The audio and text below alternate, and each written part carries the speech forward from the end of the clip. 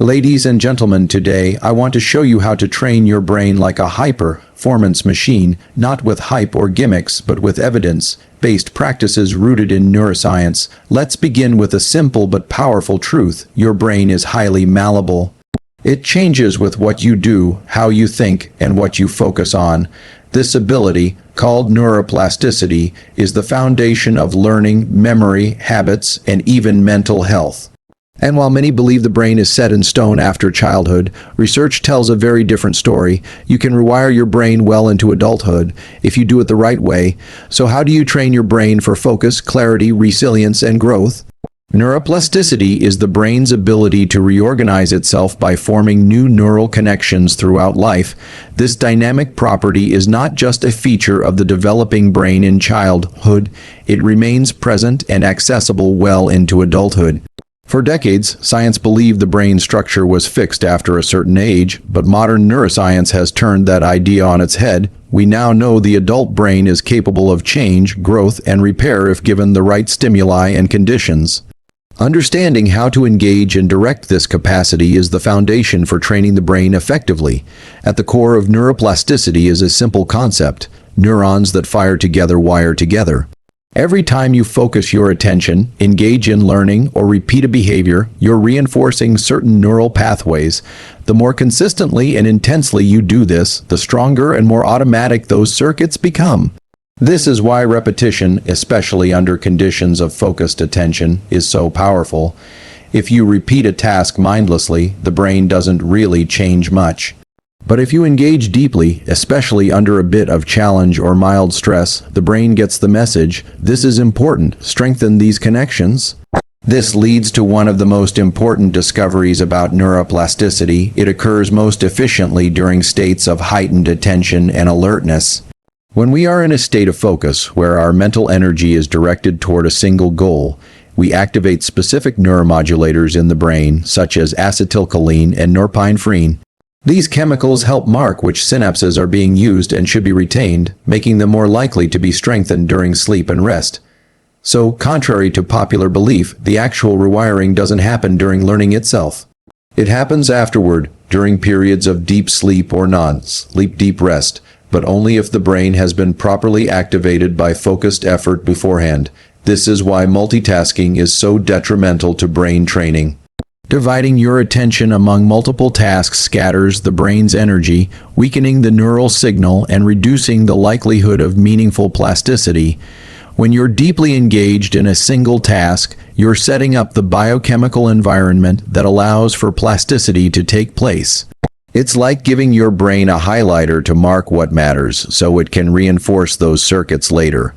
Another essential component of neuroplasticity is novelty.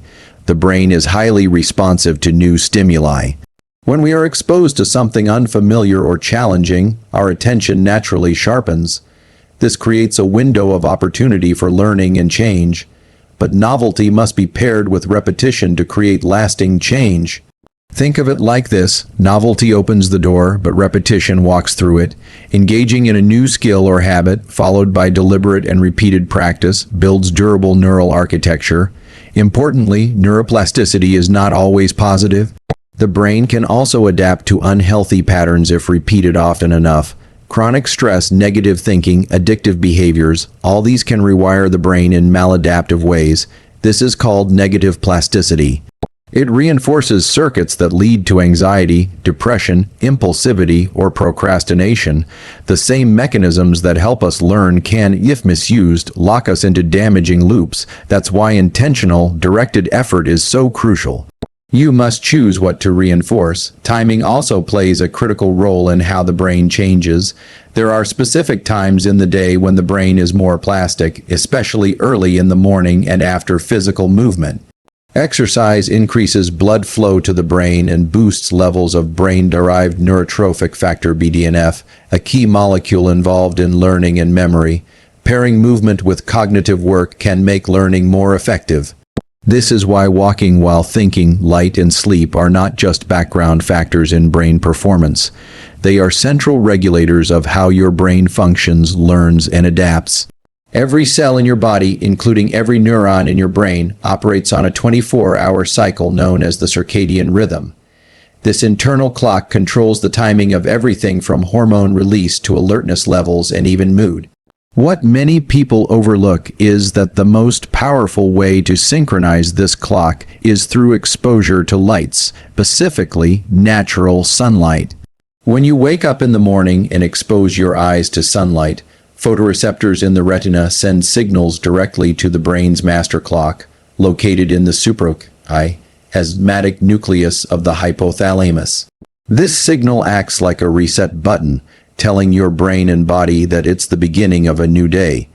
Getting sunlight within the first 30 to 60 minutes of waking up triggers a cascade of neurochemical and hormonal events. Cortisol, often misunderstood as a stress hormone, is released in a healthy spike during this time. This morning cortisol rise promotes wakefulness, enhances focus, and helps set the rhythm for melatonin in production later in the day. If you don't get sunlight early in the day, this cortisol spike is either delayed or blunted, leading to fogginess, low energy, and poor mental clarity.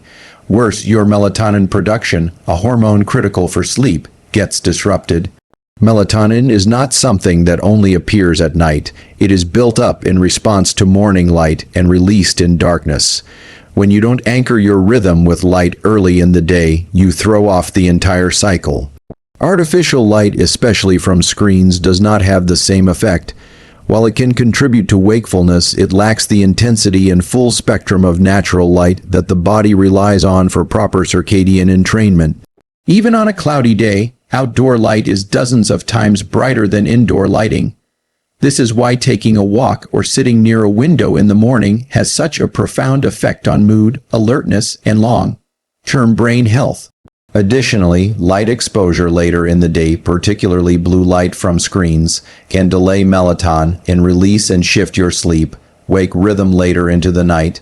This contributes to sleep problems, difficulty waking up, and disrupted cognitive performance during the day. Sleep itself is a biological necessity for brain training and plasticity. When you learn something new, practice a skill, or solve a problem, the actual strengthening of those neural pathways doesn't occur in the moment. It happens during sleep. Specifically, slow wave deep sleep and rapid eye movement REM sleep play different but complementary roles in this process.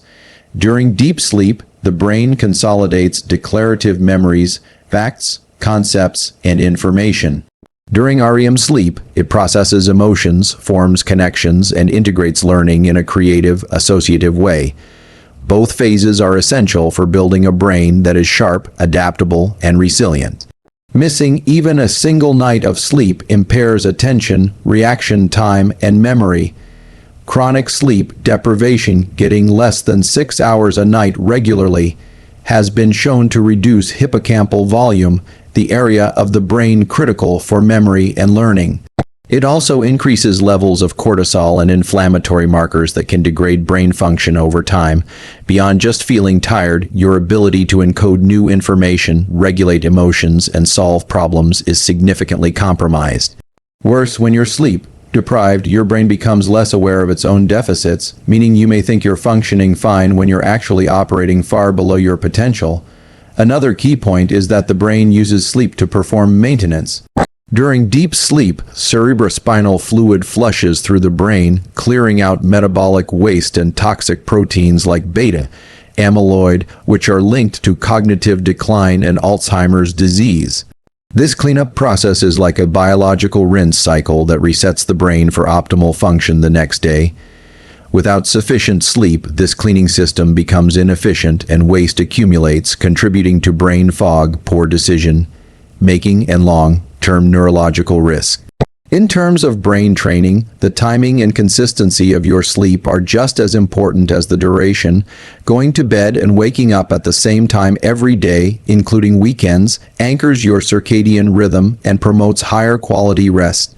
Sleep is not simply a matter of quantity, it's about consistency and timing.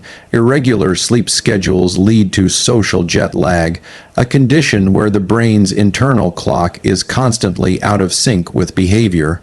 This misalignment can impair cognitive performance, memory retention, and emotional stability. Taken together, light and sleep form the foundation of mental performance. They influence how alert you feel, how well you can focus, and how efficiently your brain can learn and adapt.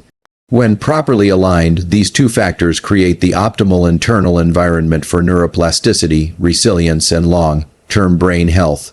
Without them, even the best learning strategies and cognitive tools will fall short. Stress is often viewed as something purely negative, a force to be avoided or eliminated. But the truth is, stress is a powerful biological mechanism that, when properly harnessed, can dramatically enhance brain function, learning, and performance. The human brain evolved in environments where acute stress was a necessary part of survival, responding to threats, solving challenges, adapting to change. The key lies in learning how to use stress as a tool, rather than letting it become a chronic, uncontrolled state that damages the nervous system. This distinction between acute and chronic stress is central to understanding how to train your brain more effectively. Acute stress, which is short-term and triggered by a challenge or demand, activates a cascade of neurochemical changes that actually improve attention, memory encoding, and cognitive speed. The brain releases adrenaline, which sharpens focus, and norepinephrine, which enhances alertness. These chemicals make the brain more sensitive to incoming information, especially if the task at hand is meaningful or demanding. At the same time, the brain begins to increase dopamine levels, which support motivation and reward-based learning. This biochemical state of heightened readiness is the ideal window for neuroplasticity to occur if you are actively engaged in learning or problem solving during it. But to take advantage of this window, one must learn how to manage the activation of the stress response system. The sympathetic nervous system, which drives the fight or flight state, must be triggered in a controlled, purposeful way. This is why deliberate challenges, like taking on a difficult project, learning a new skill, or pushing through resistance, can actually train the brain to become more adaptive. The discomfort you feel in those moments is not a signal to stop. It's often a signal that your brain is entering the optimal zone for change. If you pair effort with intensity and sustained attention, you begin to create the kind of conditions where your brain becomes more efficient and resilient. However, there's a limit. If stress becomes chronic, if there is no break, no resolution, no sense of control, it begins to degrade brain function. The same chemicals that improve learning in short bursts can become toxic when constantly elevated. Cortisol, when persistently high, starts to impair memory formation, reduce neurogenesis in the hippocampus, and interfere with sleep and immune function. Chronic stress also shifts the brain into survival mode, prioritizing short-term reactions over long-term thinking. This impairs creativity, decision-making, and the ability to adapt to new information. In this state, the brain becomes reactive rather than proactive, a condition that works directly against the goals of brain training. This is why the ability to return to baseline after stress is just as important as experiencing stress itself. Techniques like deliberate respiration, cold exposure, or even brief periods of physical exertion can help activate the parasympathetic nervous system, the part of the autonomic system responsible for recovery and relaxation. Controlled breathing, especially exhalation, emphasized techniques, has been shown to reduce heart rate and calm overactive stress circuits. When you learn to control your physiological state, you become better at managing stress, which in turn makes your brain more plastic and better prepared to encode new information under pressure. In practice, this means intentionally placing yourself in mildly stressful but controllable environments and learning how to navigate them with awareness. This can be something as simple as public speaking practice, cold showers, timed writing sessions, or any task that requires sustained effort with some emotional friction. Over time, your threshold for stress increases and your brain becomes more capable of operating under pressure without becoming overwhelmed. This is known as stress inoculation. It not only builds resilience but also promotes growth by encouraging the brain to form new connections under tension, a core feature of adaptive neuroplasticity. The interplay between stress and focus also reveals something essential about brain training. Challenge is a requirement. You cannot build new cognitive capacities by staying in your comfort zone. The brain needs to be pushed, just not overloaded. The trick is to find the sweet spot where the task is difficult enough to demand effort, but not so overwhelming that it shuts down motivation or causes anxiety. This zone, often referred to as the flow channel, is where stress becomes a performance enhancer. In this state, learning accelerates, attention sharpens, and the brain begins to change more efficiently. Therefore, the goal is not to avoid stress, but to shape it, to learn how to enter the stress response deliberately, use it as a cognitive amplifier, and then recover fully. When used properly, stress becomes a signal, a spotlight, and a source of energy. It tells your brain what matters, where to direct attention, and how to adapt. It sharpens the edges of neuroplasticity and carves new circuits through effort, attention, and emotional arousal. In the right dose and context, stress becomes not the enemy of brain training, but its most valuable ally. Nutrition plays a direct, powerful role in shaping how your brain functions, how it adapts to learning, and how well it performs under pressure. The brain, though it makes up only about 2% of your body weight, consumes over 20% of your daily energy. That means every decision you make about what you eat is also a decision about how well your brain will function. The types of food you consume, the timing of your meals, and even the metabolic state you're in can either support or sabotage the biological processes that underlie attention, memory, learning, and emotional regulation. Glucose is the brain's primary fuel source, but that doesn't mean high-sugar diets are beneficial. Quite the opposite. Stable blood sugar levels are essential for sustained focus and mental clarity. When you consume simple carbohydrates or processed sugars, your blood glucose spikes rapidly, causing an equally rapid crash soon after.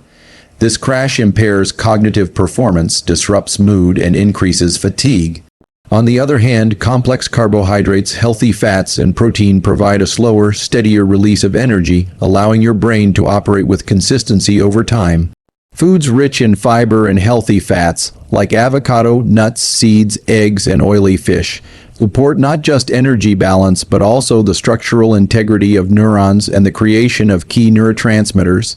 Speaking of neurotransmitters, many of the brain chemicals responsible for mood, focus, and learning, like dopamine, serotonin, and acetylcholine, are synthesized from the building blocks of food.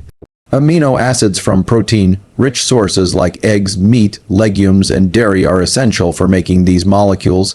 For example, tyrosine, an amino acid found in foods like turkey and cheese, is converted into dopamine, which is critical for motivation and attention. Choline, found in egg yolks and liver, supports the production of acetylcholine, which plays a vital role in memory and learning. When your diet lacks these precursors, your brain cannot maintain optimal neurotransmitter levels and your cognitive performance suffers. Micronutrients are equally important. Vitamins and minerals like B12, magnesium, zinc, and omega-3 fatty acids are not just supplements. They are critical for maintaining the electrical and chemical balance of the brain. Magnesium, for example, helps regulate excitatory neurotransmission, calming the nervous system and supporting focus. Omega-3 fatty acids, especially DHA, are integral to the fluidity of cell membranes in the brain, which affects how neurons communicate. Deficiencies in these nutrients are linked to cognitive decline, poor concentration, and mood disorders. Even mild, subclinical deficiencies can impair neuroplasticity, the brain's ability to form new connections, which is essential for learning and memory. Timing also matters. Eating large meals during the day, especially those high in refined carbohydrates, can cause sluggishness by redirecting blood flow to the digestive system and away from the brain. In contrast, light, balanced meals during working hours can help maintain alertness and performance. Some individuals find that practicing time-restricted eating, limiting food intake to an 8-10-hour window, enhances mental clarity and sharpness, likely due to improved insulin sensitivity and reduced inflammation. Others may benefit from a more traditional 3-meal structure, but with an emphasis on whole foods and minimal snacking to reduce metabolic volatility. Hydration is another critical yet often overlooked factor. Even mild dehydration, just 1 to 2% of body weight, can impair memory, focus, and mood. The brain is highly sensitive to fluid balance, and water plays a role in maintaining electrical signaling between neurons. A dehydrated brain becomes sluggish, and its ability to process information decreases. Ensuring adequate water intake throughout the day, particularly when consuming caffeinated beverages, is essential for maintaining cognitive function. Caffeine, when used strategically, can be a powerful cognitive enhancer. It works by blocking adenosine receptors, which reduces feelings of sleepiness and increases alertness. However, overuse or poorly timed intake can disrupt sleep and lead to tolerance, diminishing its effects. Consuming caffeine early in the day, ideally 90 to 120 minutes after waking, can provide a boost in alertness without interfering with the natural cortisol rhythm. Avoiding caffeine in the afternoon and evening helps preserve melatonin in production and supports restorative sleep, which in turn enhances learning and memory consolidation. Gut health is also deeply intertwined with brain health. The gut-brain axis is a bidirectional communication system that involves neural, hormonal, and immune signals. A diet rich in fermented foods, fiber, and polyphenols supports a healthy gut microbiome, which can reduce inflammation and support the production of neuroactive compounds. Inflammation in the gut can lead to inflammation in the brain, impairing cognitive function and mood. Therefore, maintaining a diverse and balanced gut microbiome is not just about digestion. It's about maintaining a resilient and high-functioning brain. Ultimately, training your brain isn't just about what you do with your mind, it's about creating the internal biochemical environment where brain training can succeed. Food is information, and every meal sends signals to your brain about whether it should grow, repair, focus, or conserve energy.